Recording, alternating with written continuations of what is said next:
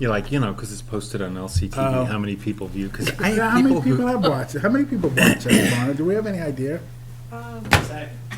You can see, Can you find out how many? What meeting would you like? I don't know. Yeah, Hopefully last nobody's one, watching yeah. us, I would think. Beautiful day out. People should be outside enjoying. Well, crisp but they summer- can watch it later. Okay. Because that's what I was curious All about. right, well, unfortunately, we have to be here. You guys don't, so if you don't want to stay and watch us, go home. All right, it's 6:30. It's our September 2nd meeting for the Littleton Planning Board. And let's start with board business. Board member updates. Does anybody have anything to share? Sure, Sure, Anna, go ahead. sure. So on August 25th, the CPC met, and members were asked if there would be any projects from the planning board that would seek CPC funding, and I said no, based on my communication with Marin. And so for the fiscal year 2022, their CPC funds will be focused on the following categories, which I don't think are unchanged: 40% of dollars on open space, 18% on historic, 20% on housing and active rec each, and 2% on admin. So that's what I know. Good, thank you. Anybody else? Bartlett, you have anything from the Affordable Housing Trust, or? no, Are you good? Nothing's going on there? nothing's going on there. We are trying to still do something with the house at Durkee. We're still, Right, we're still, we've been asking for information on the Durkee property and on the Mary Brown to Hadawon property, and we have heard zip from anybody. What about the Cooper Farm house? no, we don't own that anymore. We ended up giving it Okay. back to the developer. Yeah, Oh, really? Yeah. Okay. So is he selling it, or? Oh, they're keeping it, I guess. Hmm. I think we got $350,000 for that, didn't we? The Affordable Housing Trust, yeah. Psst, Okay, principals I didn't here, know that. gotta behave. Okay, good. Delisa, do you have anything for the No. train station? No, because, no, we're trying to get a meeting in September, so I don't have anything new to report on that, nor nothing new on MPIC. The train station, we're still shooting for spring. Oh, yes, Having I'm sorry, something- yes, yeah, something- for spring, yeah. Something available for the Yep. spring? Great. I don't have anything. No. Good, okay, that's us for us. How about minutes? Oh, public input. Anybody want to talk about anything? Guess not. Anthony, you have anything? Nothing? Let's No, just you go good? home. With all of you tonight. You had 265 views at the joint board meeting. There's no, at the joint one, what about tonight? It doesn't say right now live, but 26 of your last regular planning board meeting on the 16th. That's about right. Wow, 26 people. I went with the higher, 265. 10,000. Pretty good. 265's not Pretty good. bad. Wow, we could have Good sold, numbers. we could have sold advertising. You may get an Emmy, Bob. What? You may get an Emmy. I don't think so. Okay, so, no input. Minutes, anybody have any problem with the July 28th minutes, the August 11th minutes, or the August 16th minutes? I don't, I read them, and Anna? No Perfect, questions? like always. no, I read them, Good. okay. I'm assuming you didn't read them, just like I didn't read them, right? I did not read them. I never do. I always rely on Maren to do a good I job, so. sometimes read them, but I didn't read I will them. entertain a motion to approve as written the minutes from July 28th, August 11th, and August 16th. If someone wants to make that motion. I'll make the motion to approve the minutes for whatever dates you Oh, said. Nice. I'll second. All those in favor signify by saying aye. Aye. Since we're all live, we can just talk to each other, right? Town planner update 2020 census information. Okay, thank you. I really appreciate the way that UMass Donahue Institute has consolidated and presented census data for the state. And I just included the link to the website on the agenda. And so it's just something that's very interesting to play with. A lot of the census data is hard to understand, and you have to dig into tables, and it's not something that most people have the opportunity to do, but what UMass Donahue has done is consolidated it into several different types of maps. And if if you just want to take a look at their page, they have different views and different ways of seeing the data that's available. Does it do demographics of it too? Everything's all broken out, nice. Yep, and you can sort it, they have it so it's easy to sort according to community. So you can go in and look at Littleton's data. Okay. That was just what I wanted to highlight this evening. Yeah, I took a look at it. It's really interesting. Well, I was talking to Anna earlier, historically, Littleton's grown about 1,000 people every 10 years. That's been our growth since the 60s. Mm-hmm. Probably spiking a little more lately, but that's pretty much, Mm-hmm. we don't have a ton of land left to develop anyway, so Right. about 1,000 people every 10 years, so that's not a bad growth rate. At one time, Littleton, Westford, Acton, Groton were all about the same size. And now Westford's what, I think 25,000? Look at Acton, they Yeah, were yeah, all like just 15, about the yeah, same, yeah. within 500 to 1,000 from 18, each yeah. other, and they all took off, and we just kept that steady, slow and steady. Yep. I'll pass that around so you can see the Anyway, population projection. No, just on the back sheet. Nope. Okay. nope, Just this. Right there, Yeah. right there. That's Yeah. it. So, Yeah, kind of there's- flattens out. There were several interesting graphs on it. so our growth flattens out over the next 10, 15 years. Over the next 25. That's if any of us are still around. Hey, speak for yourself. Okay. Would that be about 70 by then? 75? Thank you, Maureen, for finding that and sharing it with Littleton us. High School math, I know. I think it'll be really helpful, especially when questions come up about number of housing units and number of individuals and households, yeah. Yeah. Yeah, like, it's still about the same. It's about 1,000 every 10 years. And it just flattens out and kind of stays there. Anyway, all right, last but not least, Weber Village. Okay, we have, this is a issue that town council is working with DHCD on. So the applicant has, through the lottery agent, submitted all the paperwork that DHCD requires in order to approve, and they review and approve the lottery process. DHCD is concerned whether the developer has complied with condition 36 that says something about marketing exclusively to seniors.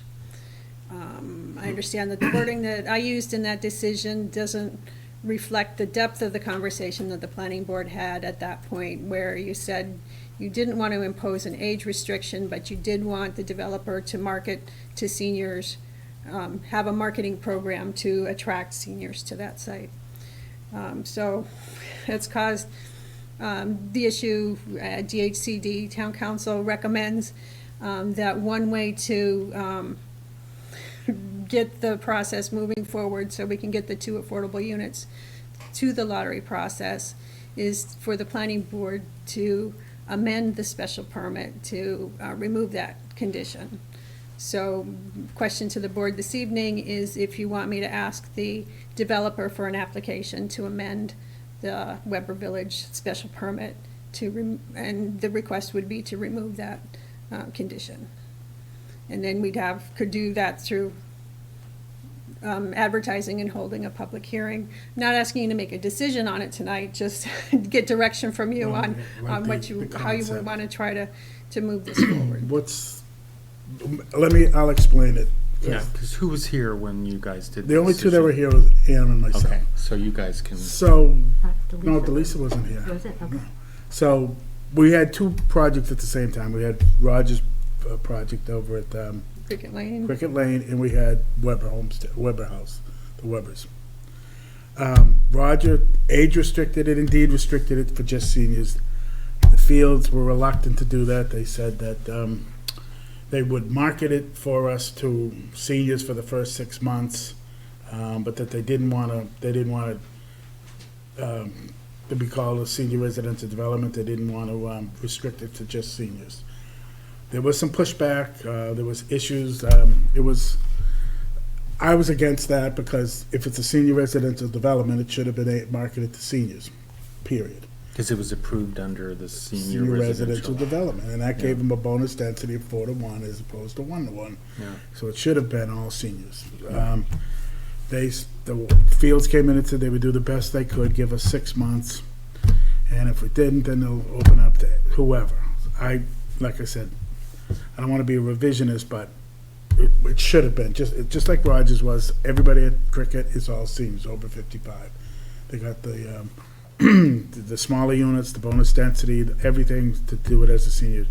To go back now and change it back, to take that off, basically is giving a density for something that we never got. We never got a senior residential development out there, so I've got a little bit of a problem with that, but. Why would we go back and do that? I mean, first of all, also, from what I understand, via the grapevine, there are no seniors living there. It's all families. So it was a major failure. Right. So why would we go back and change it? I don't understand the rationale. Why is town council recommending we do that? Well, if the goal of the town is to get those 2 affordable units to the lottery process, get them so they can be sold to. Seniors. To. No, and everybody. Sold as affordable units.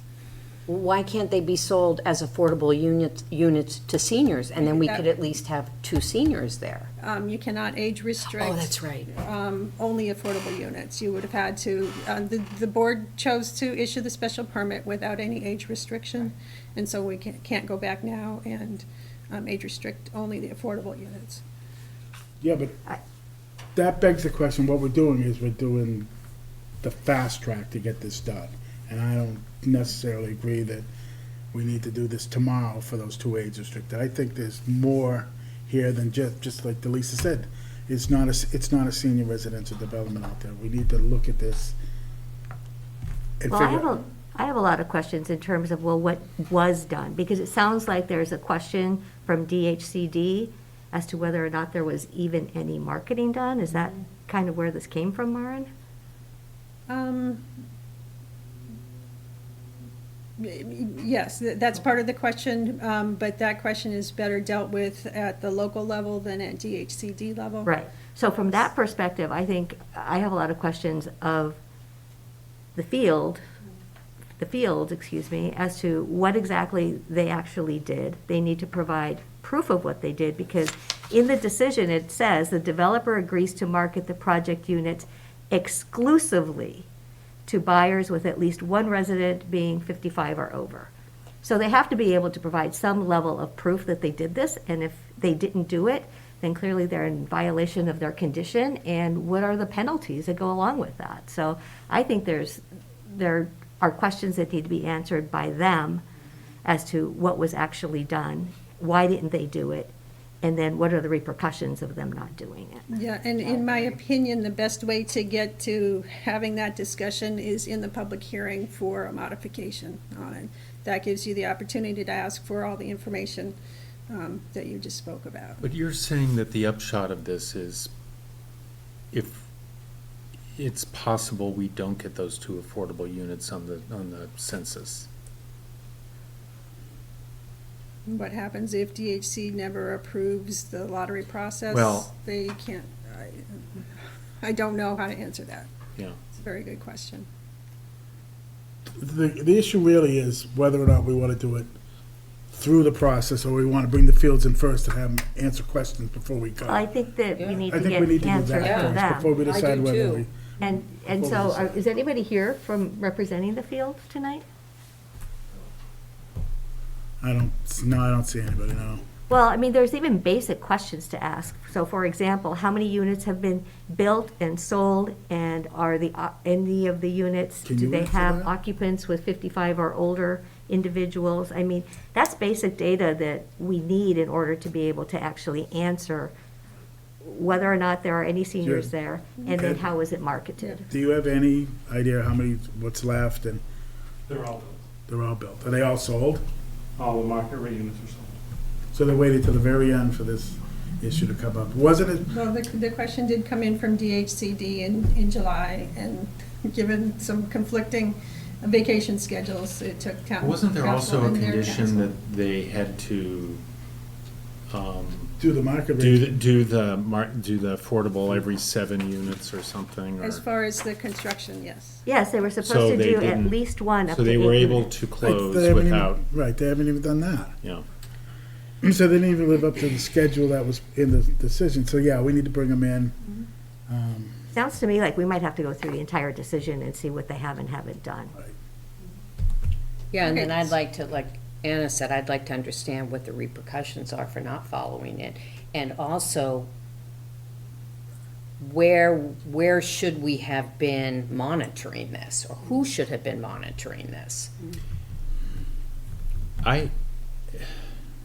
It's interesting that there were these 2 projects done, because Roger Kennard's project is undeniably successful. He found buyers with an age restriction, but yet the Fields thought that they couldn't find buyers, and that's why. I don't know, I'm just, Well, the sorting this process out. to locate the buyers is, I understand what you're saying. No, I for- mean, this was I hear. this was a toothless condition.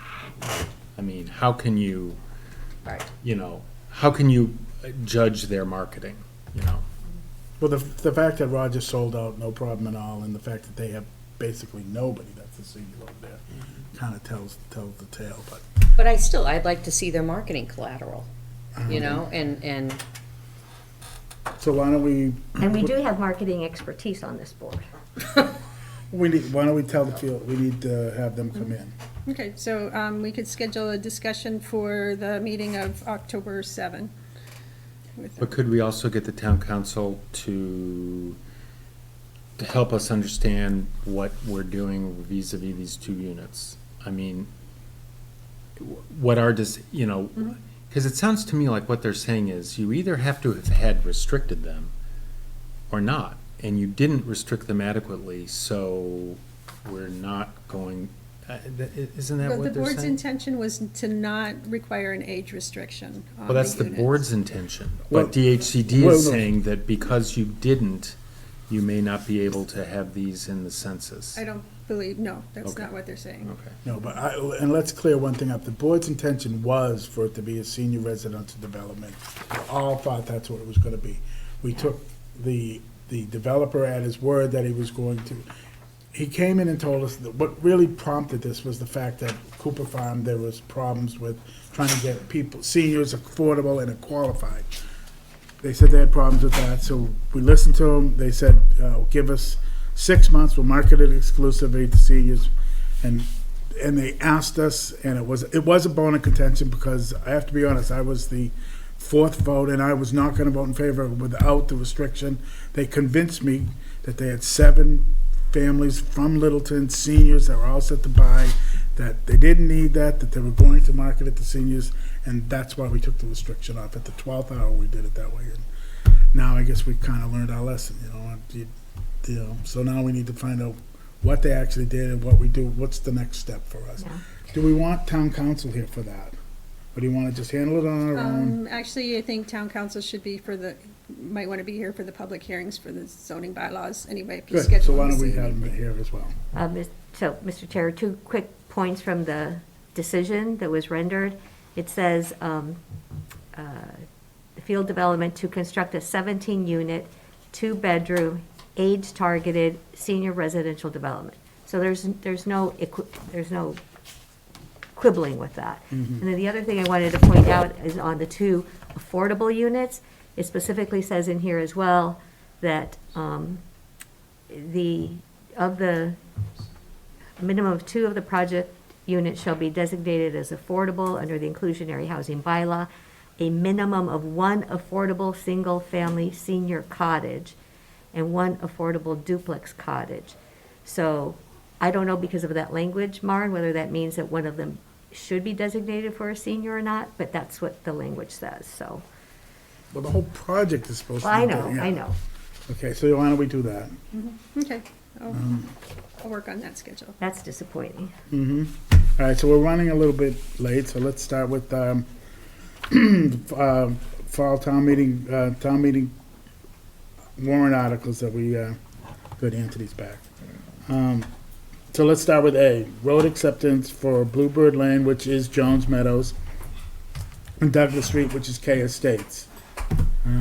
We've been told that there's no space on the warrant for these, or, Well, we have an update today. oh, Thank you. did you We twist have, their arms? I have, let's see, we have the review of the K Estates as-built, and I have a review of the Jones Meadow as-built.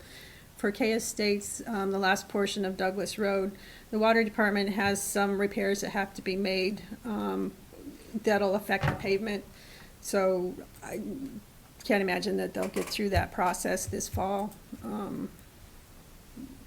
So I can't recommend that K Estates be included. But we have, this is the draft as-built for Bluebird, and these are the only comments that Green had. Water department reviewed it, they had no comments. Electric department did a few markups as far as adding some additional infrastructure to be shown on the as-built. So I would recommend if you would vote to approve this as-built pending final review by Green. Can we get it on the warrant? At least that one, please?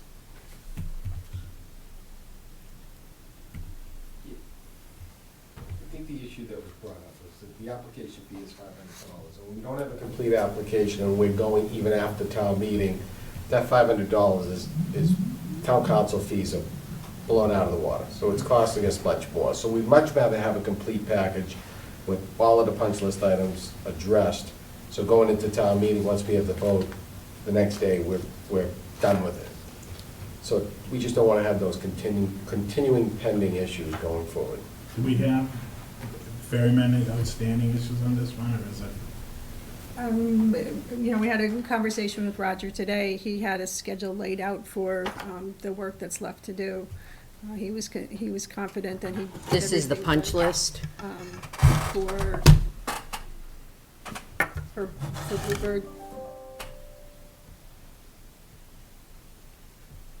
Is it the red marks on the drawing? Yeah, There's 13 items on the punch list. Yeah. right, and that's the punch list from August 20th. Roger listed several things to me today that he had done. It's a matter of getting Green back out there to review again.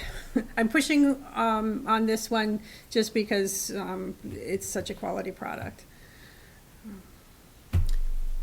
I'll go out and meet with Roger, and we'll table this till we have a meeting next week. Why don't we make the decision then? How's that? Is that early enough to stay on the town meeting warrant? Can you put it on the warrant now and then just pull it if they don't meet the? That's a decision from for the select So board you to can make. give us till next Thursday? Okay. So what are you gonna do? See if you can get all this I'm gonna taken find care out of? I'll meet with Roger personally, and I'll make sure that what his real goals are for that, if he's gonna be, because we're not gonna stick our neck out if he's not gonna be ready for fall town meeting. Yeah. Okay. So you're gonna recommend it for the town warrant, but then we can always withdraw, take that out Okay. before. All right, that's fair, we'll do that. Item B, the rezoning of 25 Robbins Road. I need to recuse myself on this. Okay. What do I need to do? Do I need to leave or go sit in Go the, stand in a corner somewhere facing the wall. go to the bathroom? You just sit in the back of the room. I don't think it's gonna be that long for There's this. some windows that need to be cleared. Is there anybody Vacuuming? here for this one, or is it just us? We have the draft, Yeah, a simple draft to see if the town will vote to rezone 25 Robinson Road, map U7, parcel 20 by removing said parcel from the residential R district and adding it to the Village Common BC district. just to remind everybody, this was part of the original when we were going from the Village Common to the form-based coding. It was in there. The thought was that it was controversial and too confusing at the time, and we didn't want to muddle the form-based coding. Not that we had a problem, because Ed did such a great job, it flew right through. So this is just housekeeping to take care of this. That should have been done 2 years ago. Anyone else? Any board have any questions or issues about it? Does this mean that the house gets torn down? I believe the bank is in favor of tearing the house down, but, Talk about this community outreach that we've done. we've been out there a number of times, we've brought the bank out there, we've talked about the revitalization of 12 Robinson Road, that the bank is on board with assisting the town to turn 12 Robinson Road into, hopefully, if we can get it to work, a duplex out there, so. What kind of commitment have they made? Is there anything in writing on that? They've shown interest that if the town decides to, if the select board decides to put that out for an RFP, they're certainly interested in helping to make that 2 affordable units. Okay. I mean, they own the building, they can they could get a permit tomorrow and knock the building down if they wanted to, but there's nothing we can do on 25 Robbins Road to stop them. We don't want that, obviously, and I did speak with the bank and I did talk to them about, they're in the middle of trying to design the drainage now. And when we met with the people on Robinson Road, all the residents, we told them that we would do everything we could to give them a bigger buffer and a bigger screen. And one of the concerns they had was, if you have a green space on this side of the trees, between the trees and the parking lot, we'd rather it was on the other side of the trees. If you can push the trees all the way to the parking lot, we'd like that a lot. It actually gives them a little park over there, so Mark Vaughn said, they're working on the drainage right now. If they don't need that space for a detention pond or anything, they would move the tree line closer to the parking lot and give them green space on the other side so they could have a greener space on that side rather than between the trees and the parking lot. So they were they were positive about that, so. So I think my thought is that if the residents have decided to be okay with this, as evidenced by the fact that they aren't here, and that the bank has agreed to do something at 12 Robinson Road, I would be okay with it. However, I do have a concern that gentlemen's agreements are awesome, they're great, but they're not binding in court. So I would like to understand, perhaps from you and perhaps from our town administrator, how do we get something in writing so that maybe it turns out 12 Robinson Road isn't going to be possible, and then it's like, oh, well, too bad. Well, is it too bad, or has the town essentially lost out on being able to have some housing units within that area? Because they have not committed to having any sort of housing once the full development is there. And I'm just trying to see if there's anything that we can do about having it be more than a gentleman's agreement. We can talk to town council and see if we can get a memorandum of understanding for that. And just to correct your, I'll give you a letter from the bank, Mark, that's saying if, in the event that the select board make that available, we'd be very interested, because ultimately it's up to us still, right now. right, you guys own it. That's true. So if the bank sent a letter, and I'm sure they would do that, Yeah. to say that they would be interested in that, and they can send it to the planning board and the select board, Right, and we'll then get the some select board can memorandum pick of that up. understanding. The other thing is, the bank is not opposed to housing up above. They need to see that the issue is gonna be flows from the septic. Septic Right. is critical to that, and they've settled. They haven't designed anything for Right, upstairs. exactly.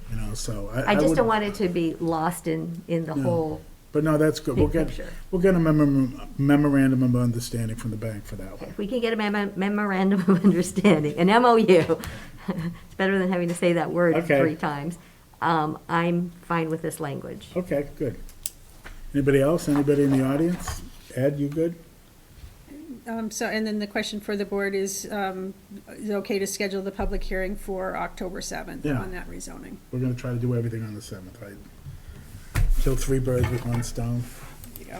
All right, so we're good with that one. So the next one is the rezoning of 550 King Street. Oh, you can come back.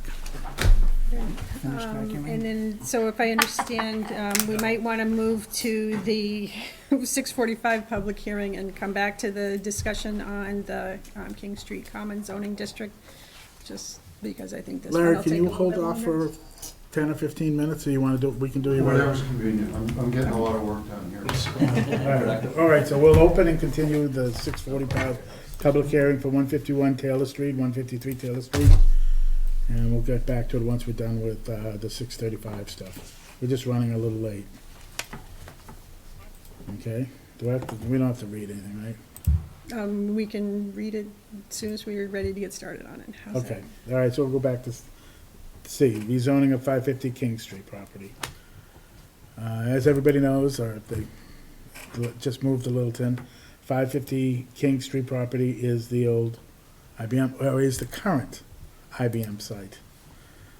Not for much longer, but IBM is still in there. And we have a developer who wants to come to Littleton and put in a mixed-use project over there. We have, we don't have zoning that allows that, so we have a zoning article, proposed zoning article to make it so that mixed use will be allowed in that particular parcel, just that parcel right now. And we actually have the author here, so maybe he can walk us through the high points of it. How's that? Sounds good. Hi, good evening. My name is Rick Freiberg from TEC. And again, this is sort of an action item that was assigned at your last meeting in August, where we had a discussion about the best way to accommodate the type of project that Littleton would like to see on this property, and that would serve to meet sort of the goals of the master plan and serve to sort of revitalize the Littleton common area. So we had a discussion in August, as you recall, about the differences between overlay zoning versus creating a new zoning district. The board sort of landed on a decision to prefer a rezone of the property because it was the best way for the board to kind of control the types of uses that could exist on the site and make sure that the site was sort of steered towards something that's consistent with all the work that the town has done in this area. And so in that last couple of weeks, we've been working closely with town staff and representatives of the board and have prepared a draft zoning language for you guys to review tonight. I'll try to stick to the high points. It's about 8 or 9 pages long. And a lot of the language, frankly, is borrowed from work that the town has already done. You guys spent a lot of time developing the form-based code, obviously. So we've used a lot of the language from that. And you spent a lot of time developing the 40R language, and so we've borrowed a lot of language from that. And we've tried to utilize those two things mostly to create a framework for development on this site.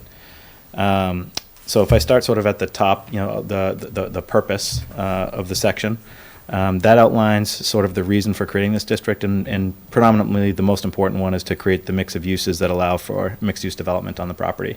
And it also makes sure that any development on the site is consistent with the goals of the town of Littleton for this area, and that it needs to be pedestrian-friendly and the like. So those are all listed out there. Applicability deals a lot with how this section relates to other sections in the zoning code, in the zoning ordinance. And to create these new sections, there are some existing sections that basically we need to have waived so that we can rewrite the rules within this new section. So that's what this section here describes. Like an example for the very first one is intensity of use regulations. That lists all the uses that are allowed in each zone. We want to have a different list of uses allowed in this zone, so we're requesting here to waive that section. And as you'll see in a few minutes when we get to that section, we'll have a new list of uses that would be permitted in the zone. That's an example of what this section does. It allows us to substitute language from other parts of the bylaw. In the next section is permitting, and this just sort of outlines the process for dealing with proposals from the zoning district. The first part of it, A, talks about a site plan review process that's required by the board for the creation or any substantial alteration of a structure in the district. And if you do that, then you're subject to section or Article 4, site plan requirements. Section B talks about lots larger than 5 acres, which of course this one is about 41 acres or so, plus or minus. That there's a master plan process, and that the master plan section of the ordinance applies. So that outlines the submission requirements to the board, the criteria that the board is required to look at for master plan projects, et cetera. So this is really just a tie back to that section. And C is something that came up, and I think this is a great addition to the ordinance, and this was brought up through our meetings with planning, was that we should have something in here that prevents segmentation. So in the last section, we talked about sites of 5 acres. C sort of defines what is considered a project. And what this prevents somebody from doing is, if you have a 20-acre site, let's say, if you chop it up into 6 parcels, you might fall underneath that 5 acres per lot. And this sort of prevents them from looking at each one piece by piece, rather requires them to look at it as a whole, so that the board has an understanding of the project in its totality, so that its impacts can be assessed that way, as an entire project instead of sort of smaller piecemeal projects. The next section is permitted uses. So these are the uses from the use table that we are suggesting be allowed in the zone. So again, and primarily, most importantly, multifamily, mixed use, nursing home we put in there, and senior residential development. The commercial uses are obviously for the portion of the project that lies along King Street, and also for the reuse of the existing buildings. Industrial uses, we left those in there because the nearest definition for like a life science user or something like that for reuse of the existing buildings sort of falls under those industrial uses there, where it deals with R&D and manufacturing, that sort of thing. Institutional uses, as you can see in there, which include municipal uses, churches, libraries, basically things you would expect to see perhaps in a downtown area. We left those in because we sort of feel like that front area where we're trying to create that village feel might have some of these characteristics to it. Recreational uses, again, we'll have a lot of green space on the site, and so wanted to leave open the opportunity for those sort of things. And then the next section is accessory uses, and those are sort of the secondary uses that may be permitted on the site. The next section, it talks about concurrent review, and really that's just, if the project needs more than one special permit, which really any project that needs a special permit for the zone will, because of the Aquifer Protection District is another sort of special permit, so that you should submit them both to the board at the same time, so that, again, things can be reviewed by the board in their totality and not, sort of separately. 173-231 deals with the master plan development approval, and again, this was borrowed from other language in the zoning bylaw, and it just talks about how to go through the master plan process. The next section is general performance standards and criteria. So this would be the section where, as a board is considering a development proposal within the zone, this is the criteria that will be considered by the board to determine if an approval should be granted. The next section is design standards. And the design standards are really broken into 3 sections. Sections A through, I have to check because it changes. Sections A through G are a blanket that gets applied to the property in its entirety. And so those types of standards are things that develop, what's the minimum lot area, what are the setback requirements, what is the lot frontage requirements. We talk a little bit about lot coverage, density, and the sort of big box exclusion is that's what F is, and then G is that really deals with parking for the project in its entirety. So I think there's really 2 items in there that I kind of want to circle back on. One was about the setback requirements, because I think this is an important one to sort of understand. So when we're looking at this site, it'll be a master planned development. So the boundary of the project will be the entirety of the 41 or 42 acres that make up the site. This proposes to have setbacks that are consistent with the form-based code. And the difference, though, is that if, as a financial instrument, the project is created in phases, that internal lot lines, so lot lines that are not part of the outside boundary of the master plan, will basically have no setback. So it allows more flexibility to place buildings closer together, create that sort of village feel instead of really forcing separation of the different buildings. Whenever it abuts an exterior boundary, then the setback requirements that are in here apply. Also, we made sure to reference the front yard setback as it relates to King Street, that the setback normally would be 15 feet in the zone, except when you're along King Street, you have to go back and look at what the form-based code setbacks require, because there's some really specific requirements for that in the form-based code, and we wanted to make sure that was met in here. Just a point on that. that, he took that from the point. And we did it at the point, we did the exact same thing. We had a master plan with the large parcel, then it was broken up into smaller phases for financial reasons and for, if they decided to sell one of the, like, Market Basket bought their own parcel, so. But we did zero setback requirements so that the buildings could actually touch each other at the lot lines.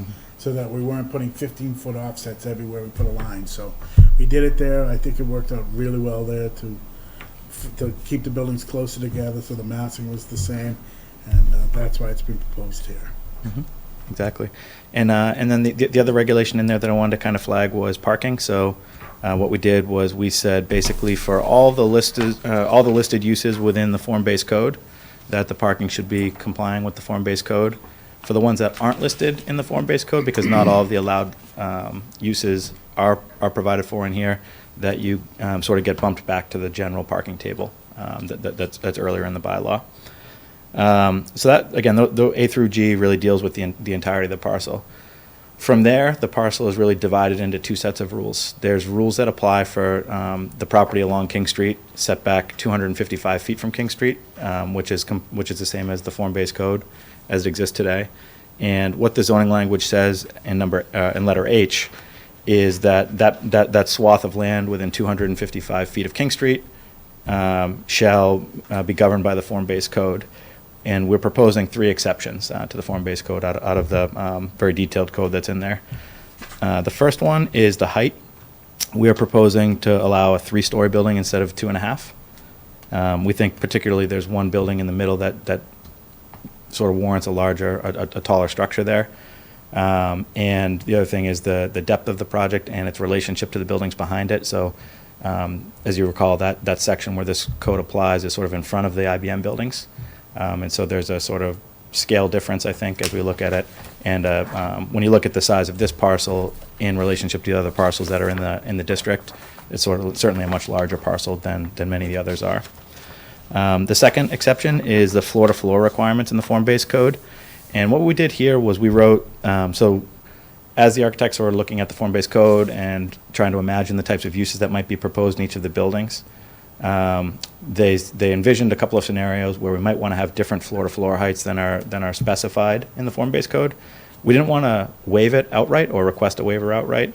What we wanted to do here was basically say that at the board's discretion, if it made sense for that particular circumstance, that you had the ability, the expressly written ability to waive that requirement. So if the developer comes to you with a plan that doesn't quite meet the floor-to-floor requirements of the code, but it makes sense from a massing perspective and from a use perspective, that the board has the expressed ability to sort of waive that requirement. It's written right in here to do that.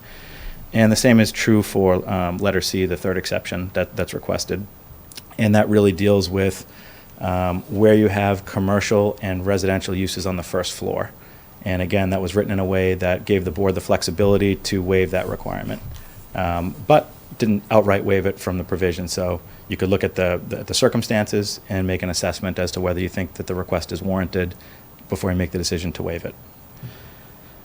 And then letter I, so that's everything within 255 feet of King Street. Letter I deals with the rest of the site, everything that's sort of behind that swath of land. And a lot of these regulations, again, were taken from the applicable sections of the Chapter 4, or the 40R zoning.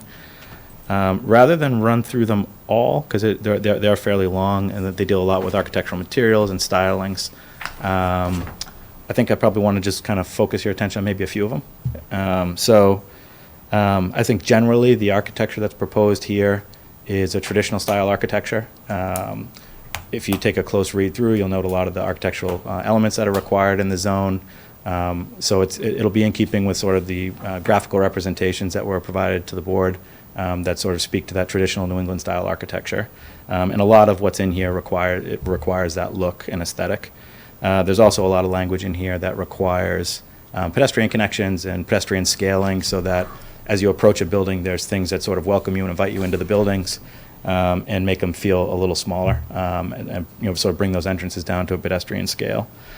The reason we really need to do that, and that's so important, is because the proposed height of the buildings in this area is 6 stories or 75 feet, whichever is less. And so because you have these taller buildings, it becomes really important when you have entrances and areas where people are going to be walking by, that you sort of downscale those areas to make it feel more comfortable. The parking requirements, again, for this district, those are the same for the front part, which basically is form-based code for all the uses that are listed there. For the ones that aren't listed there, you go back to the regular zoning table.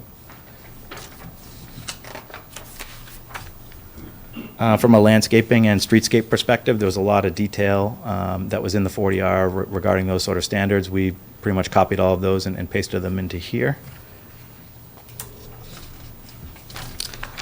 One neat thing I think to highlight as related to landscaping was there was a requirement to have a landscaping strip between the curb and the building in the 40R district, and you could decide whether you wanted to do the landscaping against the building or against the curb, but it had to be there one place or the other.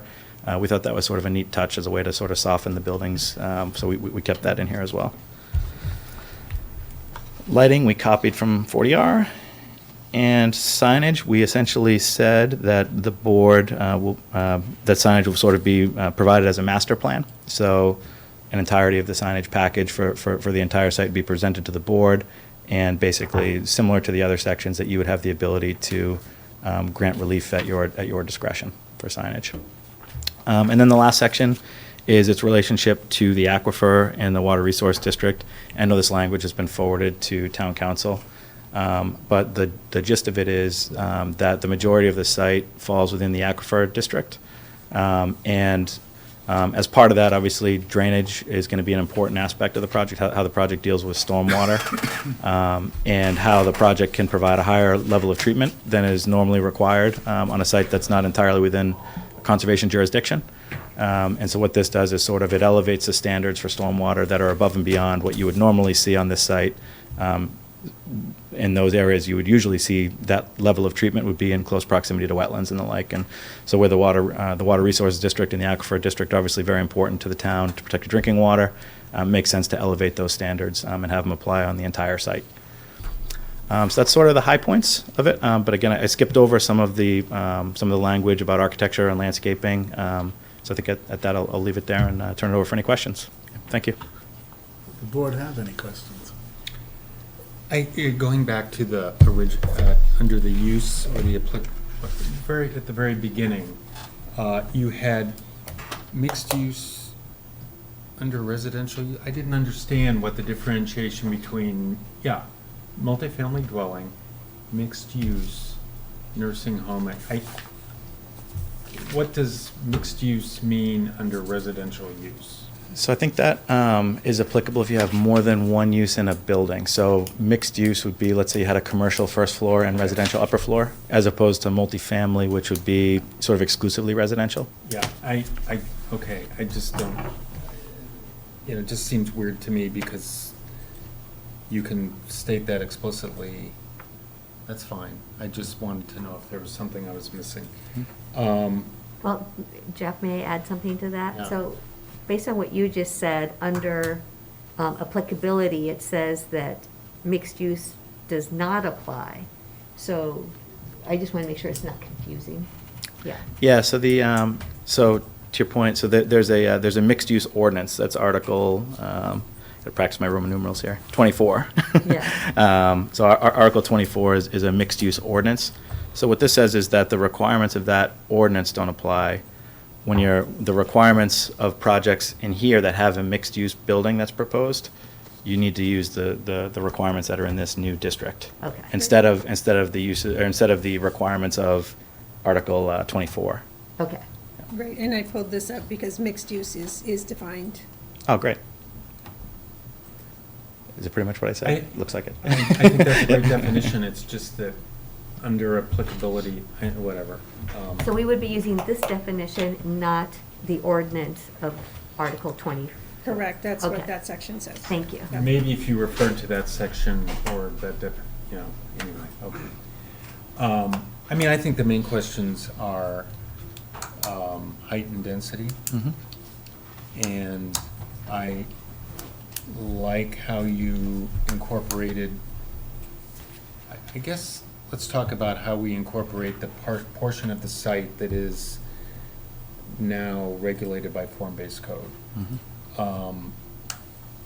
Is it your intention that this would, I guess here's my question, that there's nothing in our form-based code which would allow some of the development that you envision on this site. And I just wonder whether we should keep the form-based code section applicable to the form-based code, and the rest of the site could be applicable to this, this King Street Common. I am concerned about the 3 stories. I'm concerned about the 75 feet.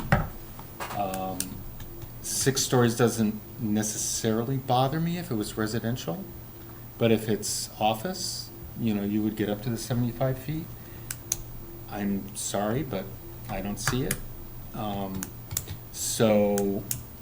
And I am not, I think it's sort of elegant the way that you propose that the planning board is permitted to sort of override the form-based code specifics when they're looking at a specific proposal. And that may work, but the King Street frontage is about 1,000 feet long.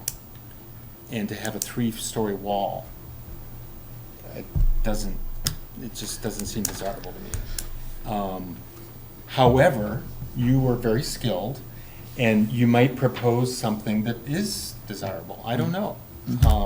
I don't know how the idea of pitched roofs works in, and I'm not necessarily saying that we have to have pitched roofs, but a pitched roof on a 3-story building is a lot bigger than a pitched roof on a 2-story building, which then has, So that's my concern at the moment.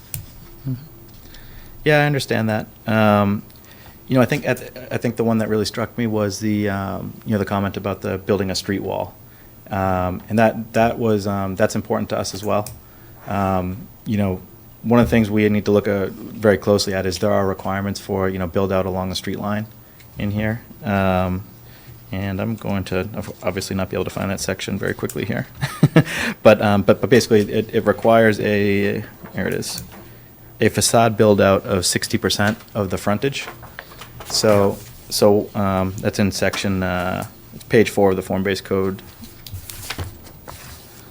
Section 173-220B. There's sort of a standard for all lots. It's an exhibit. And it outlines basically, form-based code obviously talks about the shape and the form of the buildings that exist. And so street build-out is an important component to that. This section deals with the setbacks from the street and also how much of the street frontage should be built out. So our proposal was to meet the requirements. It does have a lot coverage maximum, 80%, which is a lot, I think, particularly for a site as long as this one is along the code. But the facade build out is 60%, and that's a minimum. So I hear what you're saying about the concern about creating a street wall. Our intention, of course, is to have gaps and have opportunities to come and invite people beyond just the buildings that are at the street. And maybe there's a way we can revisit some of that language. Perhaps this winds up being sort of a 4th exception, where we look at this particular case where there's such a long frontage and try to assess whether the 60% build out makes sense, or if there should be a maximum. The other thing may be to allow a portion of the frontage to go to 3 stories. Mm-hmm. The rendering you presented us did show a tall building, which I had explained to me what that was possibly going to be. But everything else is what I would, envision as a 2.5-story building. Mm-hmm. And once again, I'm not saying that there wouldn't be occasion for a 3-story building, but the entire frontage, I wouldn't support that. I think I agree with you. Yeah, I agree with you. And so to your point, I think maybe there's a way we can write it in here within that exception A, where, to your point, maybe it's a specified percentage of the frontage that would be allowed to be 3 stories. I think we also might want to look at if the 60% facade build-out is the right number for, if you have 1,000 feet, I mean, 600 of it is faced with buildings. Well, we had some training on the, by the, the pretty brilliant people who put this together, the form-based code together, and, they were explaining that, it's, it's the case that this is what the code says, but there may be conditions that, the planning board may choose not to, but basically, the purpose of it is to communicate with people like yourself what our general intention is, maybe not in every detail. So there's that, and then there's the 75 feet. And, we talked about having balloons put up. And we may need to do that, and sooner rather than later. Agreed. Yeah. Yeah, I think too, when you look at the site, and I think this is why the balloon test is going to be really important, in the area that we're talking about for where this height would be allowed, when you look at how the parking lot relates to the existing IBM buildings, and there's sort of a tiering of the site, it's hard to imagine, in the locations that's being proposed, what does a 75-foot tall building look like from the different perspectives, from the different angles that they view the site from. So the balloon test. Well, it's also, your use. If you had a residential use or a nursing home use or whatever use, it wouldn't be 75 feet high. Right. If you had an office use, it would be. So I think we need to just be really careful and think about that. Yeah, agreed. Jeff, I'm going to jump in for a second. Hearing your concern about the length, the total length being at 60% build out total length along King Street, and understanding that part of the development proposal would be to preserve the Tuttle House area. Maybe there's a way to exclude some of that frontage from the calculation. So then, Well, that's a good point. Because That, maybe the Tuttle House should be brought into it as maybe a special. I mean, maybe the King Street Common literally refers to the Tuttle House property as a public amenity, and then it would. Because if you exempt at least that part of the frontage from the build-out requirement, then you've got 60% of the remaining. And from the point of view of the town residents, we then are assured that this is an amenity and not something that will come back later and, we need some more parking or, so, yeah, I'm not so concerned about, I'm just concerned about a wall being developed. And, Yeah, so- we are too. Yeah. Well, you We are should. until you have economic imperative to get so many Yeah. square feet, I mean, I know how this works, so. Well, You do the best you can. agreed, but I do think, the quality of development that we want to build here is very high. And sometimes you do sacrifice square feet to create something that's special. And I think that's sort of the intent here, is that this is very public facing. This part of the site is right across from the common. It's right next to the Tuttle House. It's an important, I think, part of the site for the town. It's, sort of one of the first properties that people see if they're coming from Westford on 110. So it's really important we get it right. And they're going to be jealous. Yeah. Good. Good. And Sorry, you can see the and smile. Mark, I think you're talking about the way that you guys dealt with the point is a good one. And how does that so in the permitting process, you will actually have the site divided into lots?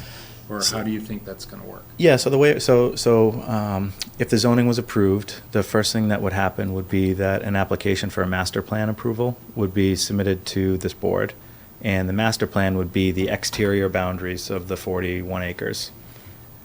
After reviewing impacts and providing all the studies that are required and the plans and all the steps that are required as part of an approval, what would then happen after the fact? Okay, so now this master plan is approved. Whenever the developer would like to move forward with a phase of that project, we come back before the board for a site plan review. At that stage, you would know if there's going to be interior lot lines proposed as part of the development, and you would know the exact shape of the buildings, you'd know the exact unit count of the buildings, you would know perhaps even the tenants of the buildings. You have a maximum lot size in this? Or No, so for the minimum lot size where you can apply as a master plan is what's spelled out as 5 acres. 5 acres. Yeah. But what was the 15,000 square feet number? So if a lot line was going to be created, if a new lot was going to be created, 15,000 square feet was the minimum lot Minimum size. lot. Yep. Yep. And there are frontage, because you don't want to have landlocked parcels with no frontage, for example. So there are sort of certain minimum lot criteria that I think should be enforced. But it allows the flexibility where you're drawing these lot lines, which are, for the passerby, sort of arbitrary. They're a financial instrument, or if a particular tenant wants to own the piece of property that the building is on. Well, I think there's an Yeah. advantage to them. Yeah. I mean, Mhm. because then you could eventually end up with multiple owners and, so, Mhm. anyway. And so that's the intent with the lot lines, is that we, at the master plan phase, will not know where those interior lot lines are going to fall. So the lot that's brought to you at the master plan phase will be the entirety of the parcel. And then as we come back for subsequent site plan reviews, at that point, we would know if there's a need for a lot line, or if it's going to remain one parcel and the like. And that's when that more detailed information would be provided to the board. So I would ask Maren, you're the, the whole construction of a zoning bylaw is more your, is this comprehensive enough? Does this cover what it needs to be covered? Does it reach back and incorporate what needs to be incorporated, or? Yeah, I was very pleased with the structure of the bylaw as it was presented. They've done a good job of incorporating a lot of the past work that we've done between form-based code and the design guidelines for the train station area, understanding this is some of what Littleton is really looking for, and they were able to include it in the bylaw. And then I'm also able to reach out to town council. He had some good suggestions on making it easier to read and to use. And with the water department on the interaction between the Aquifer and Water Resource District, and how to make sure that we address, they did have a question, and they had a suggestion on how to address it. So we've sussed it out a couple times, and we're gonna have another meeting tomorrow after everything we've talked about with town council as well. Okay. So by the time we meet next week, we'll have an even further refined draft of this. Yeah, this is version 3 already, and there'll be a version 4 and probably a 5. But that's how it should be. It should be collaborative. Do you have Yeah. any other questions on the general thing? No. Violet, do you have any questions or concerns? Well, I just have a comment that the houses across the street from this area are quite small and with developed trees and relatively far apart, so a wall would be quite different. I'm not saying you can't build a wall, I'm just saying that that's a consideration that needs to be kept in mind. Yeah, And I think having starting with the Tuttle House, having a variety of closeness, of spacing along that length would help to complement the houses across the street. Yeah, and maybe there's a way we can articulate that in here, where, like I said, I mean, many of the properties in the form-based code are much smaller than this, obviously. Right. And so maybe some of the requirement, maybe there's a need for a property of this size to have a little more nuance to it. And maybe we can articulate some of this in here for the next version that we could look at next time. At least some ideas to get more discussion going about it, see if it makes sense. Okay. Could you elaborate on what would be included in the master plan the first time you present to us? What's there besides the property line? Oh, yeah, sure, yep, yeah. So, I don't want to be dealing with just a blank space. yeah, so the town actually already has a master plan ordinance. And I'm just going to pull it up on my phone here. As I'm looking, I'll just kind of generally talk about what's typical. Yeah. So you would see a site plan, an overall site plan. So you would see a location of buildings, proposed heights of buildings, proposed uses broken down by square foot. Inside each of the buildings, you'd see the proposed parking, how those parking calculations relate to the uses that are proposed. It would look a lot like a site plan, But it would just but at a be high level. schematic. A schematic, exactly right. Because on a project this large with this many buildings, right, we can't say today with certainty that a building built 4 years from now has a tenant, and maybe they want to make the building 3 feet wider or 3 feet narrower or whatever to meet their tenant needs. So the intent with a project this large is to do it in phases. And so the master plan really allows us now to look at the whole thing comprehensively with this proposed plan. And then each time a phase is being proposed, we come back to the board and we check it against what was approved. And we say, okay, now we know who the user is for this particular building. We would like it to look like this. And how does that compare with what was approved as part of the master plan? And are the changes between what's being proposed now, are they substantially similar or substantially different than what was approved in the master plan? And the board can make that determination through a site plan review process later. So also included would be, I'm sorry, I just want to keep going because I think an important one will be traffic. So traffic gets looked at comprehensively up front, not later down the road when there's really not much we can do about it. So that gets proposed as part of the master plan. And there'll also be a stormwater master plan that gets proposed where we would show locations of proposed treatment facilities for the stormwater, et cetera. So it will look a lot like a site plan, but it's just sort of being upfront that some of the details of the buildings might change down the road and they'll be compared back to what was approved at the master plan level, if that makes sense. Yeah, and then just what I'm showing, apparently we've lost this, that screen, but on this screen, just the submittal requirements for master plan developments that we have in our bylaw. Yeah, and this ordinance ties back to those requirements, but they're basically the things that, that we just talked about. Yeah. Exactly. Mhm. Anything else? Hannah? Well, I do have one question, but before I do that, I wanted to read something that brought a smile to my face, because folks have been asking, well, what is this place going to look like? And obviously, we don't really know other than what we've had on these plans so far, but in here it says, the design standards are intended to promote quality development, emphasizing the town's sense of history as a farming community and desire for contextual pedestrian-scaled projects. So that made me happy to see that. So here's a question. So here's my question. On this drawing right here, is that the proposed parking garage? Please don't look too closely at that. So I think we talked about it. That was, I think, presented at the meeting on the 16th. Yeah. And we had about a week and a half, I think, working with the architect to propose just very schematic what's feasible on the site. That is a proposed location for a garage, but not, I would say, the ultimate location for a garage. Okay. If there was to be a garage proposed in between the IBM building and the street, it would need to be screened very well by the buildings that are in front of it, so that what gets the attention is the green space, the streetscape, and the buildings that are going to be very attractive, and not the parking garage. Right. So, well, and I think part of the reason why I'm asking is because this really goes out to 255 feet, and the form-based code allows a parking garage if a lot is wider than 400 feet. So I just wanted to know whether or not that was actually what you were thinking in this particular version of it, and that you're hopefully still thinking about what to do about it. we're still thinking about what to do about it. Okay. So I will say about that area of the site, just observation, is there's quite a bit of topography between the front of the site and the elevation of the first floor of that IBM building. It is an area that could be suited for possibly one deck and not a, garage. When you think of a garage, you might think of something, multiple levels. But because of the topography, there might be an opportunity there to sort of use the topography to our advantage. The benefit of a garage. Are you talking about this space, like right here? Correct, yep, exactly Okay. right. Yep, This space exactly right right. Yeah, the benefit, obviously, of a garage is that it allows you to be more flexible with ground space for green space and pedestrian walkways and the like, right? Without structured parking, we would have to sort of sprawl the parking on the site. So we're sort of carefully trying to walk that line where it's very important to have those spaces for the development that we're talking about. And I think to accomplish it, we're going to need some structured parking, but the where exactly it falls would be something that would be presented to the board as part of the master plan.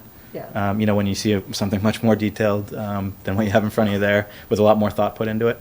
Well, and part of the reason why I'm asking is because in the proposed bylaw, it actually identifies in one of those three items that we're changing with respect to the existing form-based code, where it says all structures, including parking accessory structures, shall have a maximum height of 50 feet. And so that just made me think that you were thinking about putting a parking structure in that area. So that's part of why I wanted to raise it as to what the intentions are right now. Yeah, we, obviously, we know, we need parking to support the buildings. We don't want it, it's not allowed, frankly, between the buildings and the street. So parking, whether it's at the surface or whether it's in a structure, has to be behind the buildings. Yeah.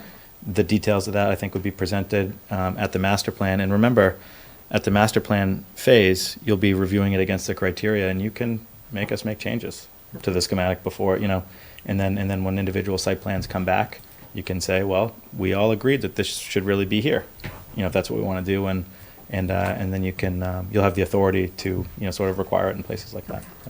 Thank you. Yep, you're welcome. Good? Lisa, do you have any questions? No, or I'll comments? save mine for the master plan. Okay. All right, no, I think we're good. You've incorporated the density that we have to about 20 units per acre. Mhm.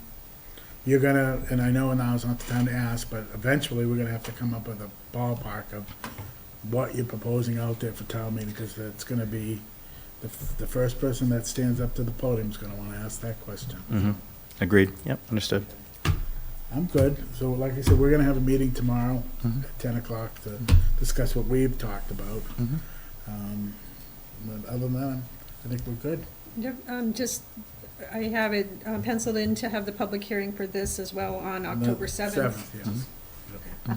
Mhm. So we're getting close, no, we're meeting next week on this anyways, this September. Don't we have a 16th meeting? So talking about schedule, yeah, the public hearing for the zoning bylaw amendments would be on October 7th in preparation for town meeting on the 25th. You do have a meeting, and to Jeff's question, you do have a meeting next week, but I don't think there's a need for a meeting on the 16th or the We have a 23rd. meeting for this, again, on the 16th. Okay. However, Wait, I'm confused. On the 9th, I mean. yes, we have a meeting on the 9th and then October 7th, Okay. currently. A couple meetings ago, I requested we have a retreat, and we talked about having it sometime in September before our town meeting. So I would just like to ask if we could try to schedule that. Gonna get to it. Oh, I'm sorry. No, let's, I'm sorry, we're still on his time, or? yeah, I think it's still his time, yeah. Okay, sorry. So scheduling wise, we're on, this will be on next week as well. Sure. Yes, okay, to discuss our final, as we go before it. Renderings, Mhm. for town meeting, Mhm. we're gonna have to put something up that shows probably what the master plan's gonna look like, a rough idea, maybe a little better than, the napkin. We can do better. Yeah, we can do better than that. Yeah, absolutely. But, yeah, so maybe we can talk about that, about how we're gonna approach town meeting, but probably before the second, we should be having that discussion. Yeah, I think it's important because, zoning language is difficult to understand sometimes. It's complicated. Pictures tell 1,000 words. So, understood. So, to Mark's point, when we were going through the 40R, many people had questions of, well, how many units is residential units, can our schools, take that? By the way, I was interested to note that the school census is actually down this year than, from years past. That's a trend, yeah. Which planners told us years ago that that was gonna be the trend, but anecdotally, people don't see that. So, to Mark's point, I think you are gonna have to give some, we wanna build 20 housing units and, 20,000 square feet of office, or, I know those numbers are, absurd, but, I think, People don't wanna know. people wanna know, and including us. I mean, it doesn't have to be exact, but. Yeah, there should be an idea of, I think, for the public and for you, an expectation of, okay, if this is approved, what is it actually going to look like? Yeah. Yeah, so we understand You're that. allowing a nursing home. Do you really, are you really gonna do a nursing facility, or, There's been talk of age-in-place, independent assisted and dementia care there. That's Okay. something we've. Yeah, I think if there was more, so the uses that were listed are sort of the ones that are on the table. If there was more nuance to it, I think we would call it senior living, which is a sort of a wider palette. But some of that palette includes what you might think of as, dementia care or, age in place, a mix of independent living to sort of, increasing levels of care. Yeah. Before we move on, does anybody in the audience have any questions or comments? Having heard none, I'll let you off the hook. I just want to say thank you. It's been a busy couple weeks, but we've come a long way, and we don't have a lot of time left. But I'm looking forward to the next 6 weeks. Yeah, thank you. Thank you. Thank you. All right, so we're back to our 6:45. We have Larry Beals, Mr. Beals, of Beals and Associates. Would you like to read the hearing notice? Oh, yeah, you want to read it? No, doesn't the clerk? Yeah, who's the clerk? Bartlett gets to read it. Oh, that's right, that's right. Hey, don't take away his responsibility. God, how did this happen? Yeah, we want to see if you can read. I don't know how that happened. What am I supposed to read? His wife's an English teacher. Well, that doesn't mean he knows how to read. The whole thing, dear. The whole thing? Yep. Planning Board special permits, 151 and 153 Taylor Street, last mile distribution facility.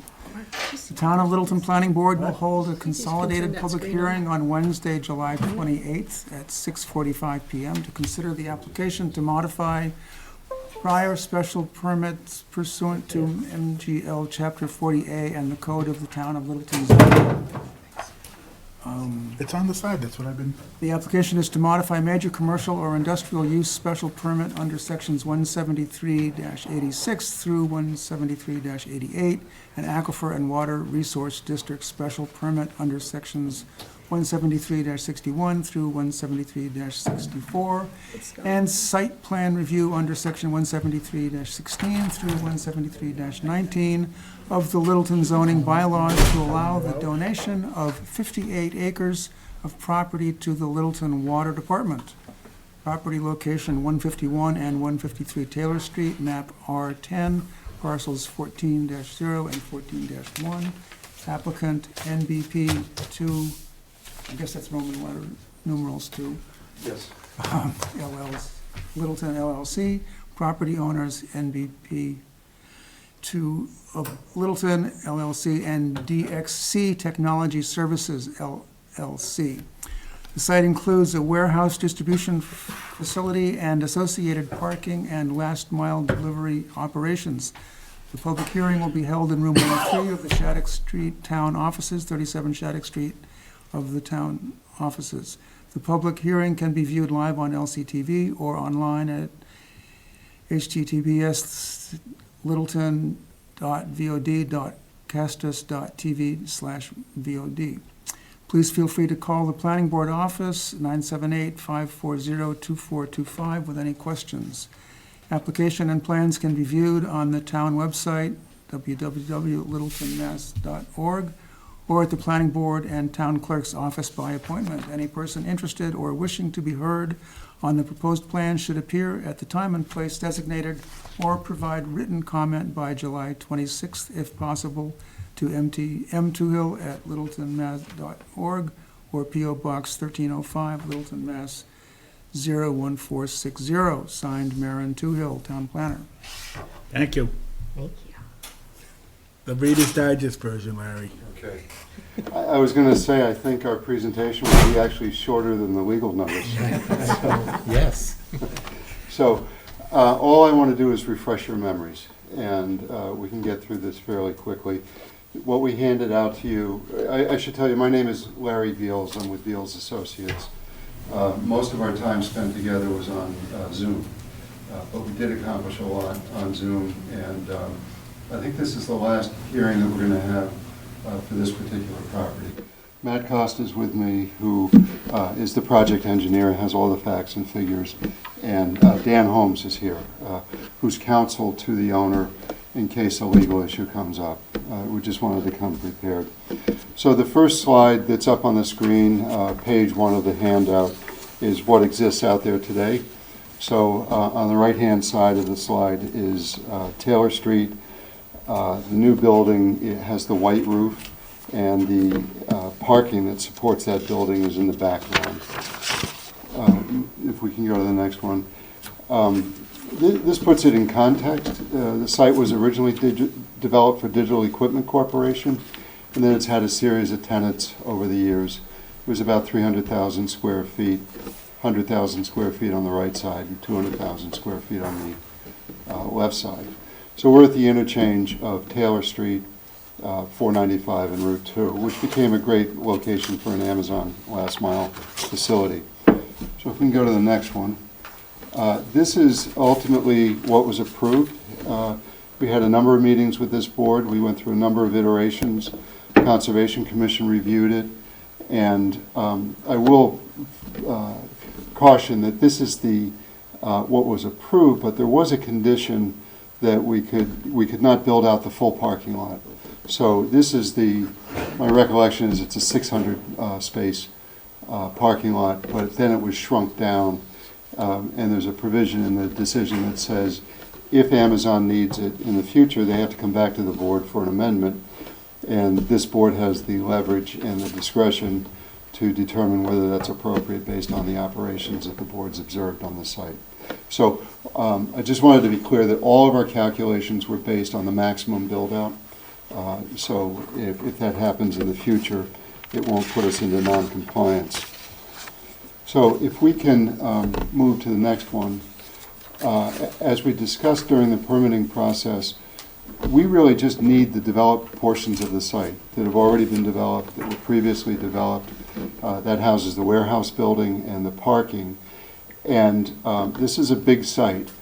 And through discussions with this board and through the host community agreement and a lot of discussions, the issue was brought up about wouldn't it be beneficial to the town to carve off all the undeveloped land and convey that to the Littleton Water Department. The thinking was this is the Beaverbrook Valley Aquifer. It's a high-yield sand and gravel aquifer. The Water Department has some potential potential water wells that can be developed in this aquifer. We recently met with Mark and the Water Department, and my understanding is that the water in this aquifer is PFAS free. PFAS is a fairly new contaminant, previously going undetected, that people are becoming aware of, and having PFAS free water is a huge advantage. So based on, we carved off one parcel. The Water Department said, how about a little bit more? So we made it bigger. Mark said, how about a little bit more? So it got even bigger. And what was left is truly what's needed for the development.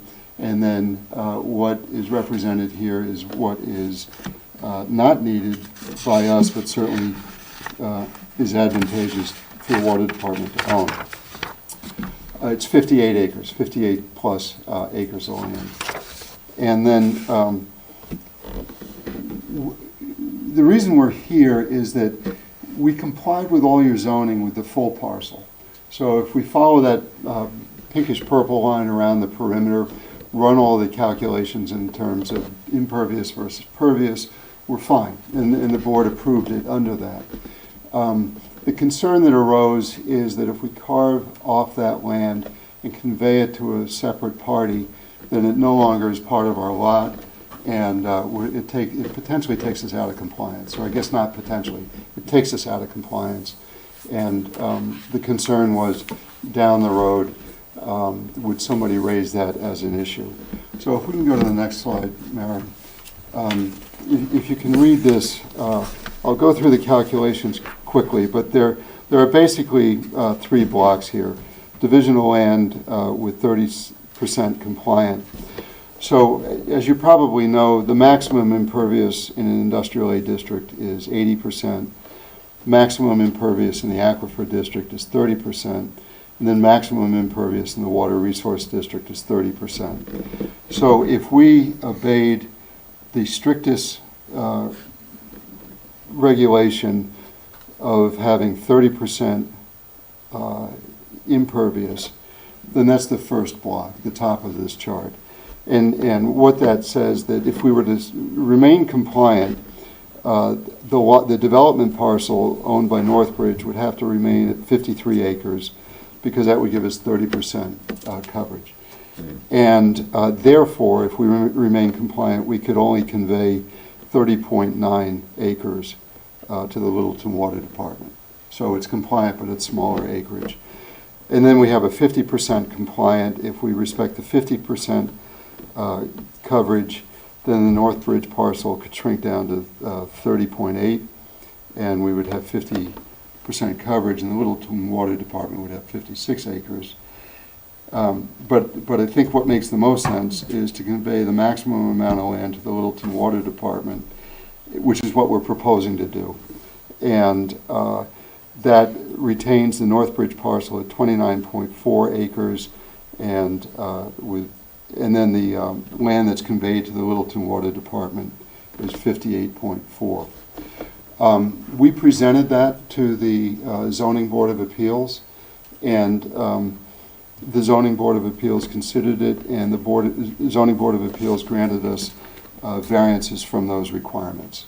And the discussion was that, well, I won't go into the theory on the ZBA, but they felt that we satisfied the regulations. They felt that by conveying the land to the water department, there was a good community benefit, and the land is going to be preserved in perpetuity. So the same degree of protection is provided. I think when we went through this process with the special permit process with this board, there was a lot of discussion about salt use, protection of the water supply, monitoring.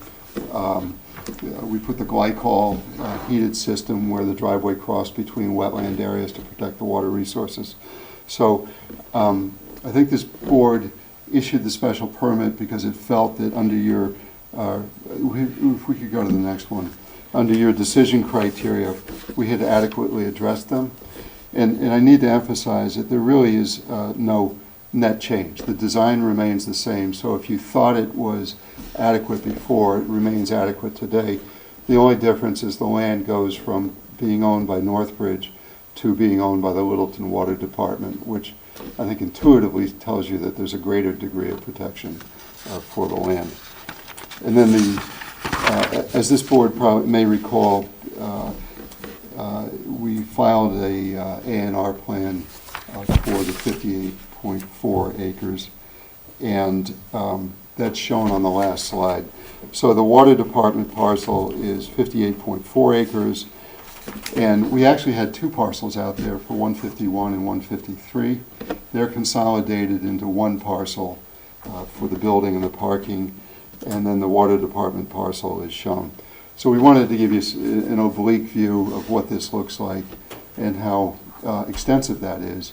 And the water department parcel will extend from 495 through primarily wetland areas. There's a large esker in there, and then ultimately the western property line is set by Beaverbrook Valley, which is a source of drinking water for the town of Littleton.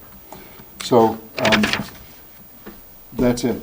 That's what we're here for, and we're requesting that the special permit be amended to allow us to convey this land to the Littleton Water Department. Thank So you. just to follow up where Larry left off, we met with, I was on the ZBA call as well. And the water department wants as much of the land as they can get, the 58.4.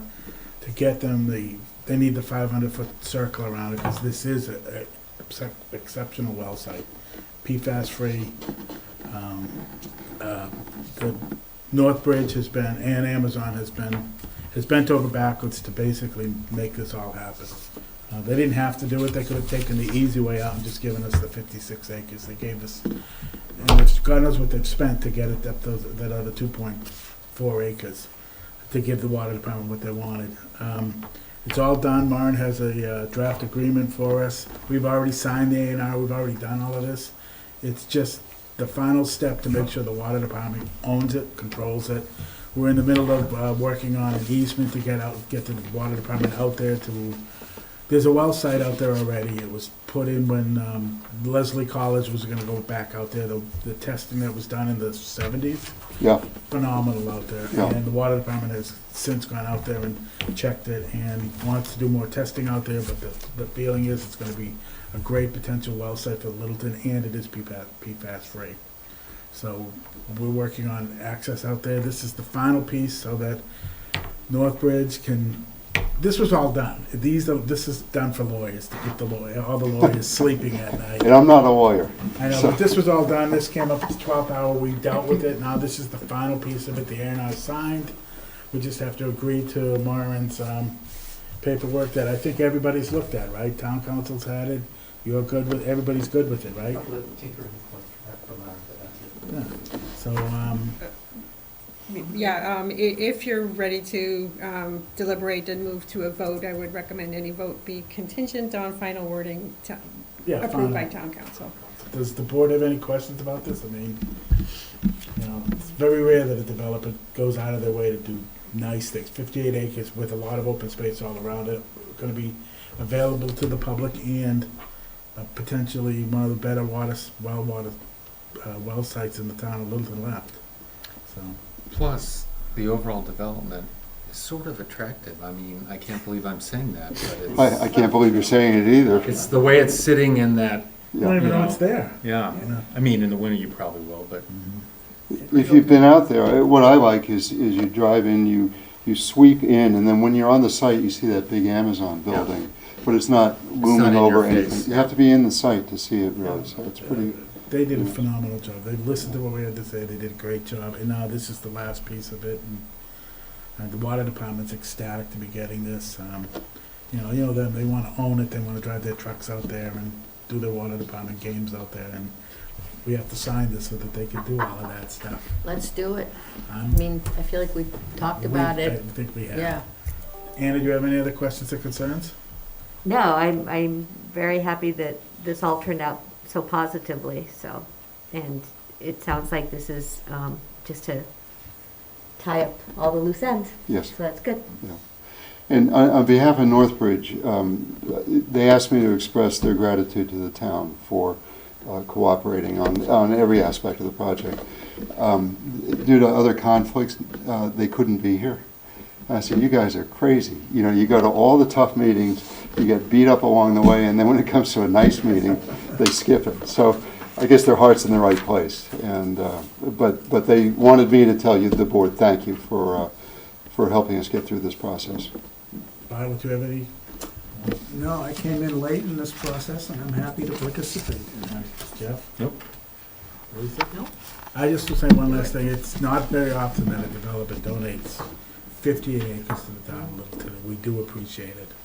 And, you know, we probably should have some sort of press release or something Yeah. about this, because Yeah. this is when good stuff happens. Right. Doesn't happen that Right. often to Right. us. That actually, yeah, we should do a press release, because should this do is something. 58 acres that is not being developed, and we're always hearing about how we're ruining town, I so. know. We have a developer that did the right thing. Right. We really should. Yeah. We'll get You back. should probably get Betty it done into before town meeting, based on what I heard earlier. All right, so, So Lauren I should probably can, close the public hearing. Yes, dear? Very good. Well, I'll entertain a motion to close the public hearing. I so move. Second? Second. All in favor? aye. And I'll entertain a vote to accept the A&R and all the, The A&R's all done. all right, accept the, what am I accepting? Okay, you're, Good decision. 58 acres. 58 acres. Personally, am I getting it personally? I had sent around a draft decision just late this afternoon that mimics, it takes the information from the prior special permit, amends it according to the letter that was circulated not too long ago, with everything that Larry mentioned, Okay, the new findings and so we'll approve it subject to the final wordage between town council. town council. Okay, is that good? Yeah, so I move that we approve the amended decision pending final revisions from town council. Amended consolidated decision. I'll second it. All those in favor? Aye. Thank you. Finally. Got Thank it. you very much. Thank you. Thank you. I think that's it. We have nothing else.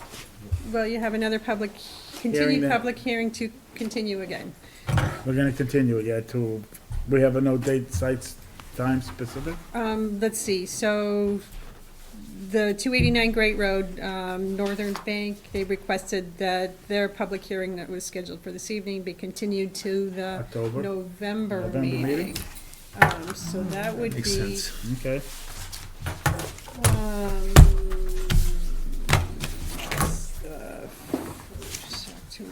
So Chair, Thursday, November 4th. the retreat. Oh, wait, yes, all right. Before we close, What? yes, we need to talk about all right, pick a date. So Thursday, November 4th, You can if stay for- everybody's available. For what? That's the first meeting, that's the regular meeting in November, sorry. But we Okay. need to continue the public hearing for 289 Great Road to that date. In November. Yes. Okay. Okay, And at what time you want to pick, 6:45? sure. And then we'll be in room 103 if possible, otherwise we'll be Zoom. We'll be zooming again? Oh. Okay, So, all right, motion- I'll make a motion to continue it, entertain a motion to continue it till November 4th. I so So move. moved. All in favor? Second. Aye. Aye. All right, we need to do our retreat thing. Okay, Anna wants a retreat, but Can we you want, do it after town meeting? do you want to do it after town meeting? I or before? personally would. I just think that there are so many topics right now that need to be discussed, that it makes sense for us to try to talk about them and set the stage for the rest of the fiscal year. So that's my perspective. And there is an extra September, or an extra Thursday in September. You're meeting 2nd, which is today, you're meeting the 9th, which is next week. Bartlett said you're probably not available the 23rd, so that leaves the 16th or the 30th. Do you want to do it before town meeting or after? Do not care. Well, We do get to have some anticipate being food. beaten up at town meeting? I anticipate that we'll have some discussion at town meeting, I don't know about beating up, but, It'd be the usual, hmm. you know. You want to do it before town meeting so we can prep for town meeting? That would probably make the most sense. I think so. Okay. So you want to say the 30th? 30th? Does And that what, work? what form is this gonna take? I mean, is So it the an last evening time- or an afternoon? The last time we did this type of a retreat, we were at the fire station. It was probably about an hour and a half, like 6 to 7:30. We had some food and just sat there and talked. Well, it was moderated. We had it moderated. That's true, we and- did have a I moderator. mean, it was, Do we still Yeah. want to do it that way, or do we just want to have a meeting? I just have a meeting. Want to just have an informal, do we have to post it since we're all going to be there, It right? has to be a posted meeting, but if you have as agenda item, just a retreat to discuss Okay. board relations, that's all you have to do. Do you want to have it there, or do you want to have it somewhere else? I'll look for a meeting. Will the library be open then? Oh, that would be fun. No. No? Okay. The meeting room will be Mhm. possibly open, but the library, Oh, the I shelves see. won't be there. I so guess, there's no- Okay. will so- the new meeting room be open or whatever? I'll find a meeting room that's appropriate for a get-together, an informal Retreat. get-together. Great, Okay. thank you. You happy now? Oh, yeah, All sure. right, so I'll entertain a motion to close tonight's meeting. I move that we close tonight's meeting. I second. All those in favor? Aye. Thank All you. right.